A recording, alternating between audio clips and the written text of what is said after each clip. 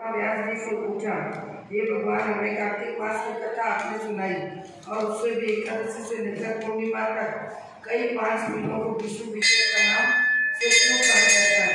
इस संबंध में हमें जानना चाहते हैं। इन 5 दिनों तक व्रत करने वाले को क्या लाभ होता है? महात्मा व्यास जी ने कहा, हे परीक्षित, सुनो। कुछ समय पहले काशीपुरी में बहुत ही निर्धन सोमेश्वर नाम का ब्राह्मण रहता था।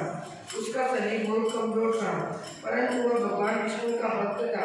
कार्तिक मास में वह रोज गंगा का स्नान करता और भगवान विष्णु का पूजन करता। पर एक दिन वह शरीर से पीड़ित होते हुए भी गंगा स्नान करने गया, पर उससे घाटों की सीढ़ियां उतरी नहीं जाती थी। किसी तरह वह उतरकर गंगा जी तक पहुँच गया। गंगा स्नान कर वहीं पर बैठकर संध्या उपासना करने लगा।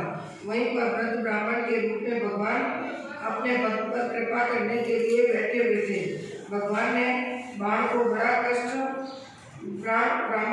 कष्ट में देखकर पूछा, हे ब्राह्मण, तुम्हारी अवस्था व्रत तो करने की नहीं है, फिर भी तुम ऐसी अवस्था में स्नान करने के लिए आए हो क्यों? क्या चाहते हो? ऐसे वचन सुनकर वृद्ध ब्राह्मण ने कहा, हे भगवान, मैं बहुत गरीब हूँ।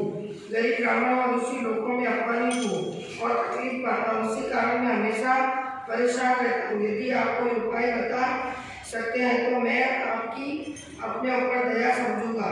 ब्राह्मण को ऐसा के वचन सुनकर भगवान रूपी ब्राह्मण ने कहा, हे ब्राह्मण, सुनो। यह कार्तिक का महीना चल रहा है।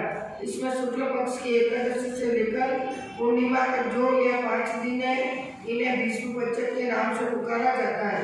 इन 5 दिनों में तुम गंगा के पुत्र महात्मा भस्म को जलदान दो और गंध अक्षत पुष्प का पूजन करो और भगवान विष्णु की पूजा तुलसी पुष्प आदि से करो। इससे तुम्हारा सभी कष्ट दूर हो जाएगा और अंत में विष्णु लोक में निवास करोगे।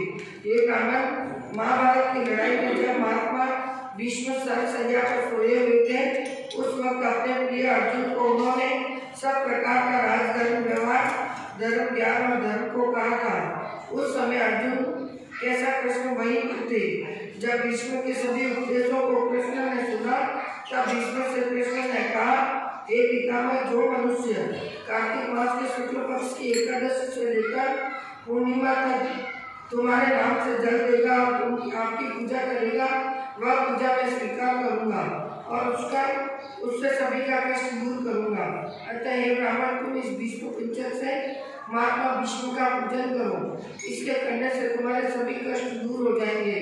उसके बाद ब्राह्मण ने विष्णु पंचक को व्रत किया और सो को प्रारंभ कर अंत में विष्णु लोक को चला गया। इसलिए कार्तिक मास में विष्णु का व्रत करना चाहिए। इससे सर्व आनंद और अंत में मोक्ष की प्राप्ति होती है।